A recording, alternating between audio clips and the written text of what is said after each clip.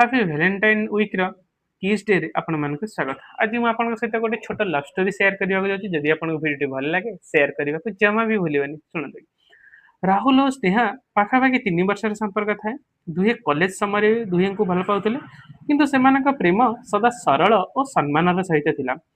दिने किस डे थिला समय रे राहुल स्नेहा को देखा करने को पार्क को डाकी स्नेहा बहुत एक्साइटेड थिला कौन सरप्राइज थिबो कि किंतु राहुल हाथ रे गोटे चॉकलेट आ गोटे चिट्ठी धरिकी पार्क को एंट्री करथिला।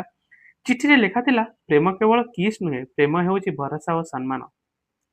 जो दिन तुमे सुविधा बोध करिवो किस करिवा पई से दिन ही सबुठु विशेष हेबो।